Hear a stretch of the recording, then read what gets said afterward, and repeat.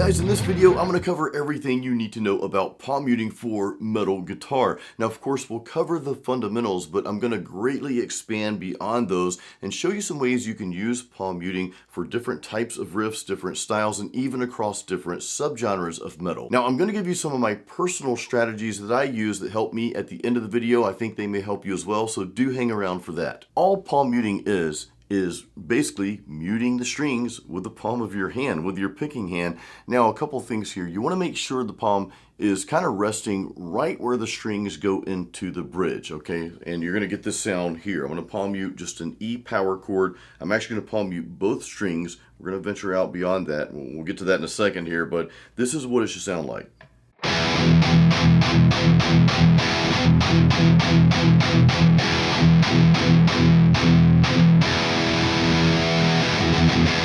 Okay, now again, my palm is resting right here, okay, right where the strings go into the bridge. Again, it's very important because if your palm is too far up, you're going to get this sound here. Okay, that's not very clear. As opposed to a regular palm mute.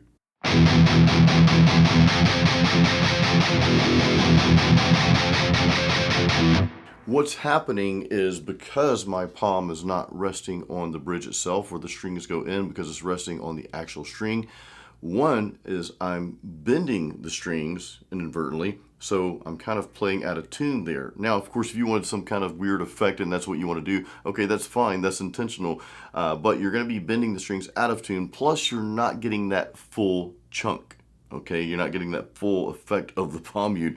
So again, it's right where the strings are going into the bridge. You want to rest your hand there. Now, I say rest your hand. You don't really have to press down too hard to palm mute. You want a little bit of pressure, but you don't have to have a ton. In other words, if I try to press down too much, even with my palm right here on the bridge, you see I'm all out of tune. As opposed to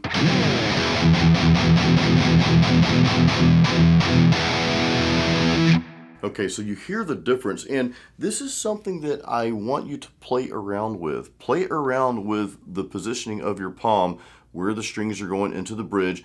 Just make subtle movements until you hear what you want to hear, because you'll eventually nail it. Now you may ask, well, Jason, how do I hold my pick? I see you hold your pick and maybe a little differently than I do.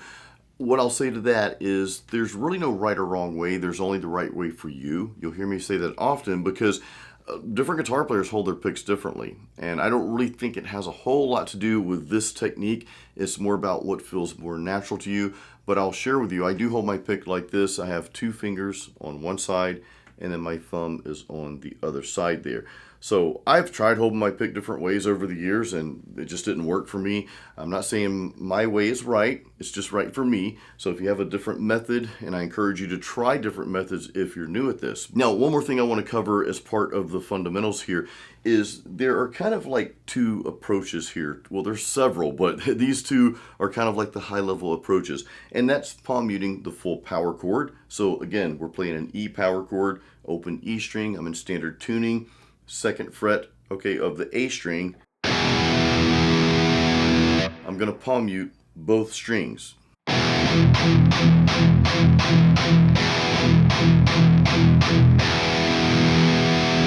Okay, again.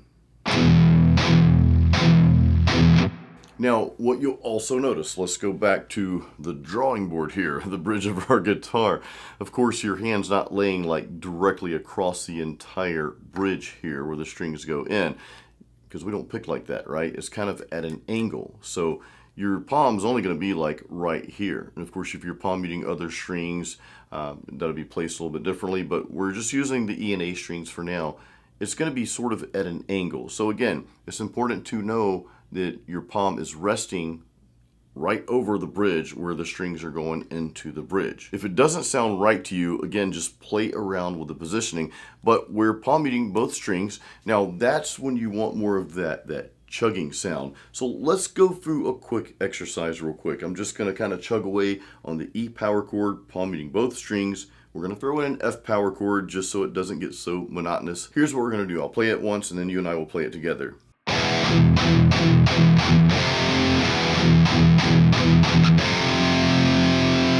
Okay, again, just a regular E power chord. We're palm muting both strings, then we're just going to an F power chord. Let's go through that just a couple of times here.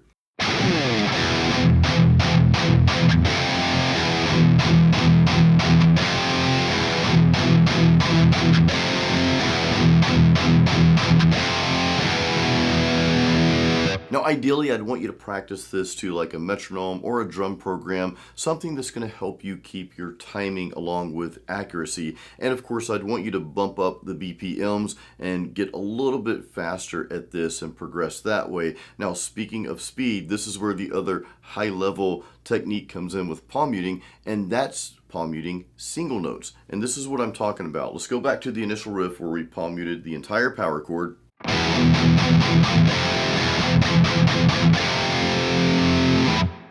Here's what it sounds like if we just palm mute the single note, in this case just the open E string instead of the full power chord.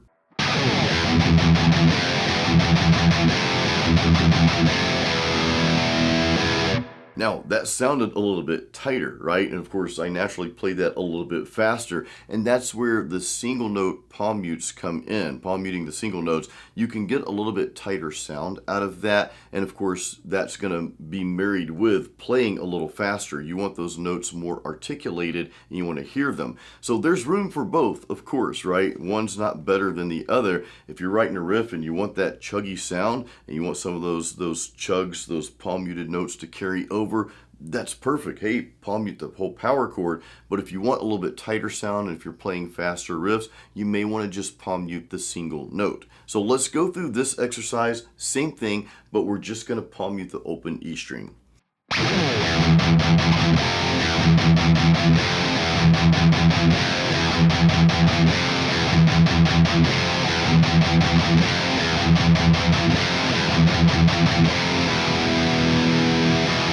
Let's dive into playing single note riffs, and this is where we get, the basic riff, right? When you have that melody and you're just pretty much playing on one string or one note at a time, something like this here.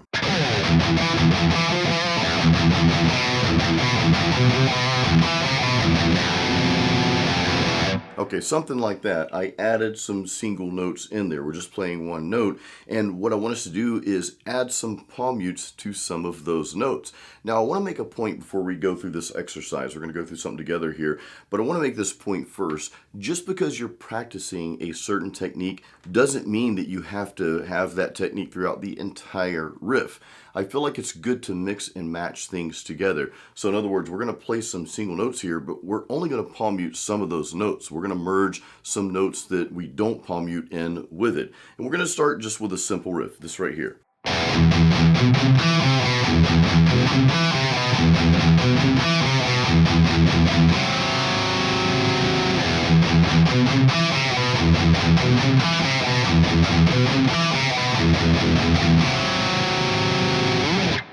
So we're palm muting the open E, we're starting out with that, but then we're going to the A string, second and third fret. We're going to palm mute those notes. All right, and then we're going to go to the D string, second fret, and we're not going to palm mute that note. Then we'll reverse that and go back to the A string, 3, 2, and of course it starts over again. And then after a few times we end with this cool variation of a C power chord, A and D strings, frets 3 and 4. It just sounds cool, right? All right, so let's go through this slow together.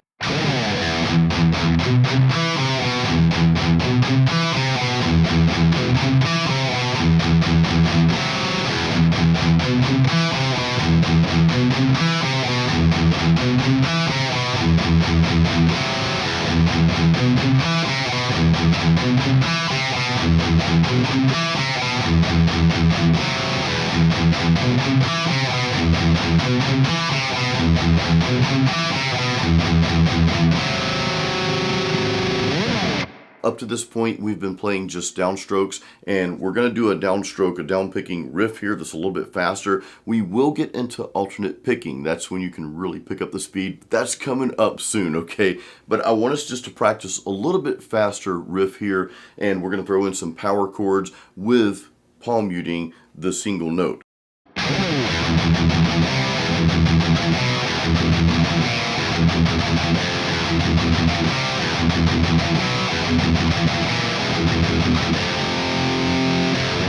Again, pretty simple riff for the most part. 4 power chords, well, 5 counting the E power chord that we're starting with, but we're basically playing the E power chord, open E string, A string, 2nd fret. We're playing that power chord, then we're immediately going into palm muting the single note, the open E string, and then in between that, we're throwing in a C power chord, we've got a B power chord, I've got a variation of the B flat, which is the A and D strings, frets 1 and 2. Then the last power chord we're playing is an F power chord. So slowing it down is like this.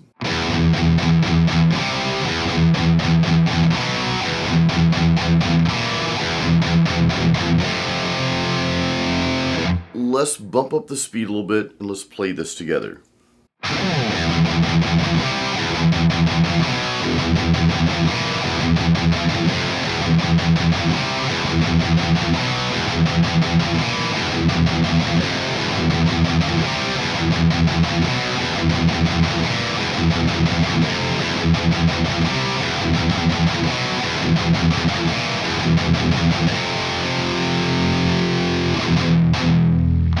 Now, everything we've done up to this point has sounded pretty tight for the most part, even palm muting the entire power chord and of course palm muting the single notes and then going off into some single note riffs. Well, this is a little bit different, and this is a really cool yet simple technique when it comes to palm muting. So listen to the difference here, what you've heard up to this point and what you're about to hear now.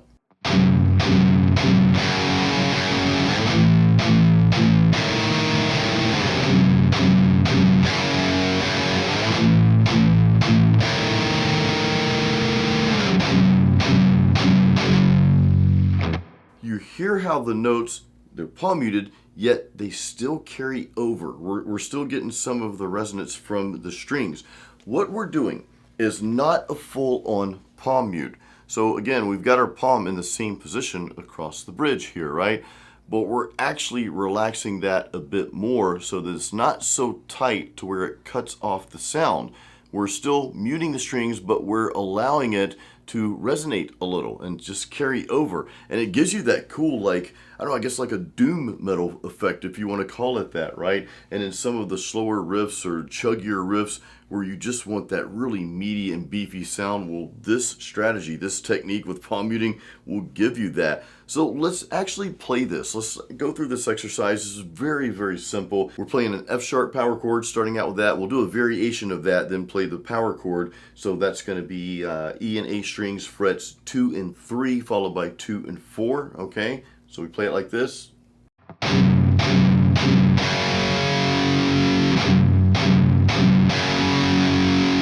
Hear how those strings are kind of resonating, right? Hear how they're carrying over a little bit. The second power chord and variation we're going to play is the A power chord on the E and A strings, frets 5 and 7, then 5 and 6, like this.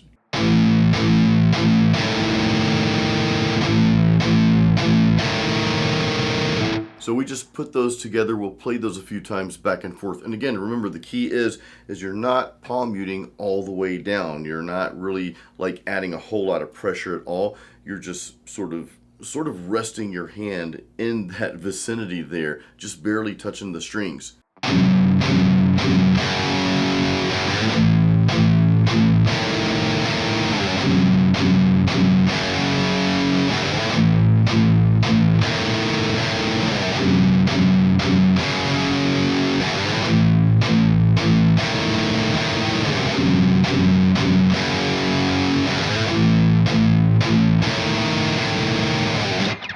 Now, another cool thing you can do with this method, and this is where it gets really cool, is you can play around with going back and forth on kind of a relaxed palm mute like we just did, so those notes carry over, to a little bit tighter palm mute. So if you wanted to mix and match something like what we just played,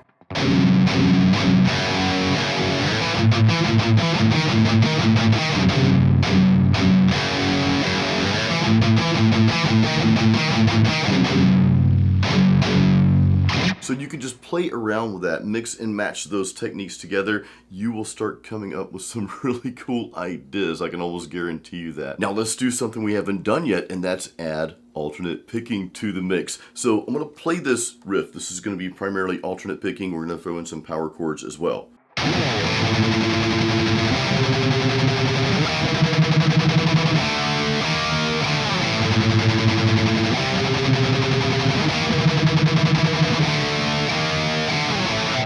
Okay, pretty simple. We're only playing a few power chords, but what you'll notice is the palm muting parts, I'm alternate picking those notes, okay? And I'm only alternate picking the one note. Again, you could alternate pick the entire power chord. Well, let's just hear what that sounds like real quick, okay?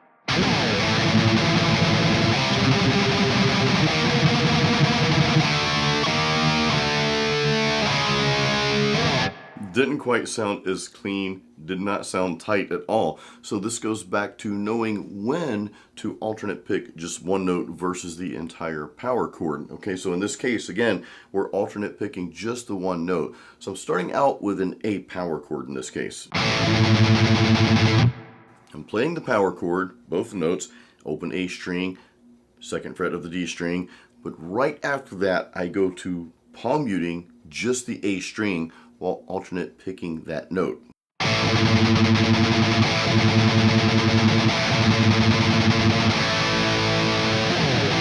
After you do that, let's throw in these other power chords, the riff that I started out with, and all I'm playing is just the A power chord like we just did. We're going to go to a C power chord. We're going to play that C power chord followed by alternate picking and palm muting just the C note, the third fret of the A string. So it's the same thing that we did with the A. Then we're going to move up to the D sharp, okay? And then we're just go back and forth on the D and the D sharp there. So like this.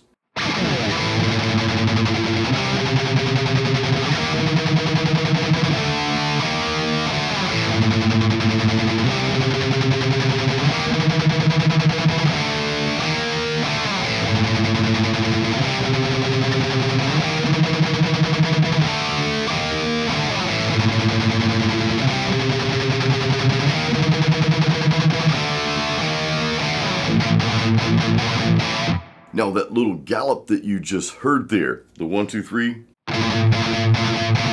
Okay, we want to go over that technique like right now because it is right in line with palm muting. You're going to palm mute these notes.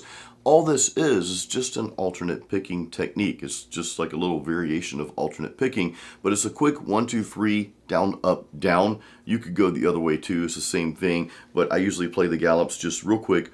1, 2, 3, down, up, down.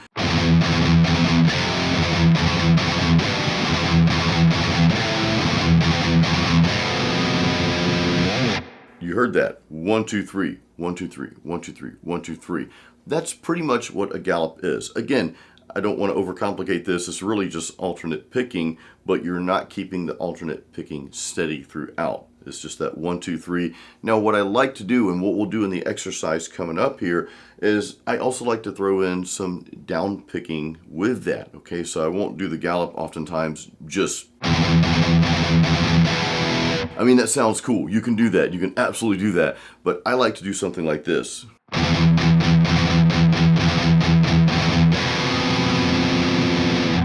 All we're doing is the gallop 1, 2, 3, followed by 2 downstrokes. So 1, 2, 3, 1, 2.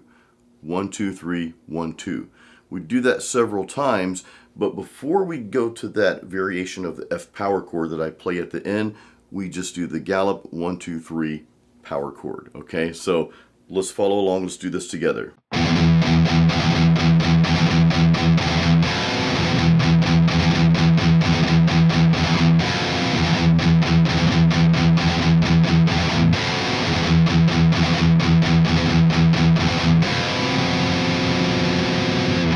And again, if you want to pause the video and just practice that little riff there, practice that for a few minutes. And of course, I want you to expand on that. I'm keeping this simple for now for the sake of the lesson, but I want you to add some more power chords. If you want to throw in some more notes, try rearranging the galloping with the downstrokes. Maybe you want to play the downstrokes first, then do the gallop.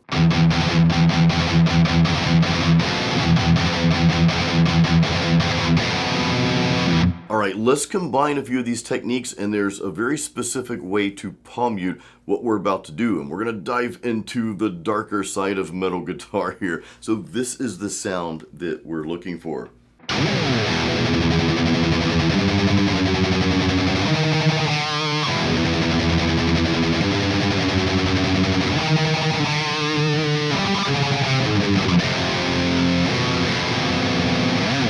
So yeah, we're venturing into the subgenres of like black metal, death metal, melodic death metal, those darker styles. And two things that we're doing that sticks out right away, of course, the tremolo picking, the fast alternate picking, and the way we palm mute these notes. The palm muting technique is what makes this style this style. And that's not the tight palm mute that we've been doing most of the time, right? You have a more relaxed palm mute here, like we played when we were playing the chug riffs, the doom metal style, but there's a little nuance here. You're not keeping your position the same throughout the entire riff. You're actually going to be moving your palm back and forth, or up and down rather, as you go throughout the riff, okay? So some notes might require a little bit more tightness, whereas some might need a little bit more of a looser palm mute. This is where you use your intuition as a metal guitar player. This is where you play what suits the riff. Follow that inner intuition that you have as a musician and guitarist. And this does take time, but you'll notice as we're going through riffs like this, especially with the tremolo picking, that you will kind of come off and on a little bit just to capture that sound that you're going for. So this is more of an intuition type thing, not so much a technique to where say, okay, well, every other note come off and every other note go back on. It doesn't really work like that. So the riff that I want you to play is this.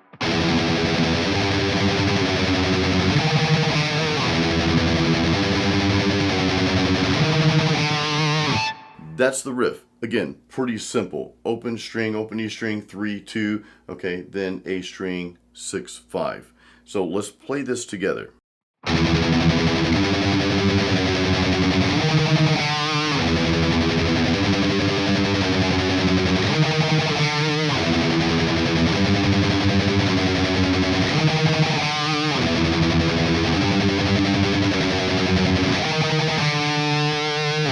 Now, what I want you to do as you practice this riff, of course, I want you to start to expand on it. Add some more, maybe complexities in there. I love this style, by the way, because you can do so much with it, right?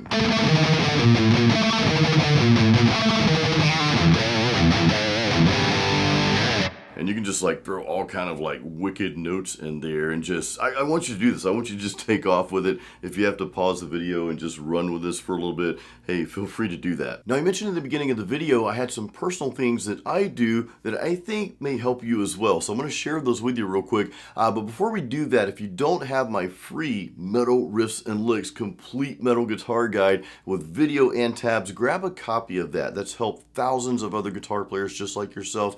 There's a link in the description of this video. Now, if you have Metal Riffs and Licks and that's helped you, and videos like this have helped you, then consider joining the Jason Stallworth Guitar Academy. I would love to see you in there. So after the video here, check that out. All the links are in the description. All right, so a couple of things that help me in regards to palm muting is I notice that when I'm palm muting, playing downstrokes only, just down picking, my pick has a tendency to go in this direction here, kind of towards the neck. Not in an extreme sense, but just in that general direction, slanted that way.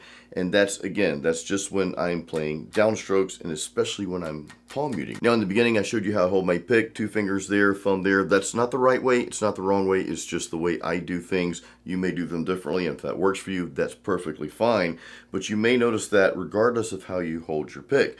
But I only bring that point up. Just check out my finger position here, my thumb position, because when I switch to alternate picking or the fast alternate tremolo picking, especially when I'm palm muting, I notice that my pick has a tendency to go in the opposite direction, more towards the bridge. Again, not in an extreme sense, but just in that general direction. So alternate picking. And what I notice when I'm alternate picking as well is my thumb is bent. So it's just something I notice as opposed to being straight when I'm playing downstrokes. So alternate picking, my thumb is bent and my pick tends to go back in that direction there. Now, this is not something I want you to overthink. I just want you to acknowledge, just as you're playing, where is your pick direction and how you're handling the pick, how you're holding the pick, what is naturally happening. And I just want you to acknowledge that. Just by acknowledging that, it just kind of helped me wrap my head around things a little better when I would switch back and forth from, downstrokes only and alternate picking. Because remember, the galloping, well, we had a mixture of both. We did the gallop followed by 2 downstrokes, right? And I noticed that, yeah, the pick just slightly goes in one of those directions depending on what I'm doing, down picking versus alternate picking. And again, that little slight thing that happens with my thumb bend when I go to alternate pick. So just by acknowledging things like this, your natural tendencies, I think that helps you develop even more of your own style of playing, which is what I want for you. All right, let's quickly talk about guitar picks, and I'm going to share why it really doesn't matter so much. So in 1989, when I started playing guitar, I started out playing with .60. Okay, this is a Dunlop max grip. Of course, they didn't have the max grips back then, just regular Dunlop pick. But that's what I played with for decades, and I remember trying different gauges, right? And just different types of picks, and nothing worked for me. I like these little thin things. And for whatever reason, one day I'm like, why don't I just try to bump it up a little bit? So I did. So I bumped it up. I think I still have one of these. I picked up a pack of these snarling dog picks. I think that's what they're called. And this is actually a .73. So I played with these picks for a little while. They've got the grip. I like the grips. I know some people don't like them. I like them. But I played with .73 for a while. But I quickly bumped it up for whatever reason to .88. I think I've got one of these right here. I went back to Dunlop Max Grips. This is .88. Now I played with .88s for a long time. So that was kind of my culprit, maybe for five years or more. Then for whatever reason, I decided to change again. So I went up to 1 millimeter, and then that worked for me for a little bit. But soon after that, by the way, this little bowl right here, it's a cool little bowl. My wife and I got this at an Isan restaurant in Bangkok, Thailand, close to Lumpini Park. Just thought I'd share. Cool. But I keep my guitar picks in here, keep them on my desk.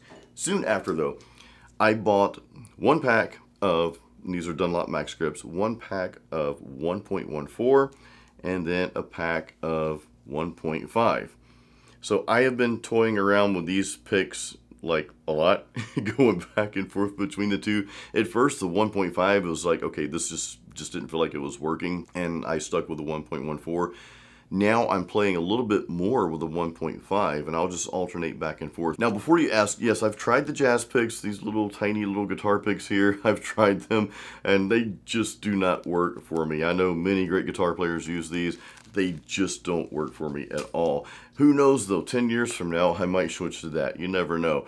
But again, I'm just going back and forth between the 1.14 and 1.5. I don't want to say I'm using one over the other because some days I use this, some days I use that, and I don't, it just depends.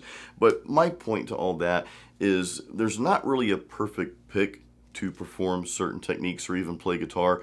There's only a perfect pick for you. Give yourself the freedom to realize that and go with that, okay? You may admire this guitar player over here and you want to use exactly what they use and get their tone and their picks and strings and all that. And hey, try it, it might work for you, but don't be disappointed if it doesn't. Know this, that you have your own style within you, and what you use is only to support your style that you're continuously developing. So I'll make this last point. Also, give yourself room and the freedom to change, okay? You don't have to be married to a specific guitar pick or string or guitar even, right? Or amp. I mean, you might be, and that's your thing, and you love it, you found something that works, that's awesome. But also give yourself that freedom and the room to change. Sometimes what worked for us 10 years ago, or in my case, 30 years ago, well, that might not work the same today. If it does, great. If it doesn't, that's okay too. Just give yourself that freedom and that room. So guys, I hope you enjoyed this video. I hope this was helpful to you. Remember to check out the links in the description. If you don't have Metal Riffs and Licks yet, grab a copy of that. That's helped thousands of guitar players. If you have that and you like these types of videos, my videos help you, then consider joining the Jason Stallworth Guitar Academy. I would absolutely love to see you in the Academy. Links to everything is in the description of this video. Guys, keep it metal and keep playing music. Standing on the edge of the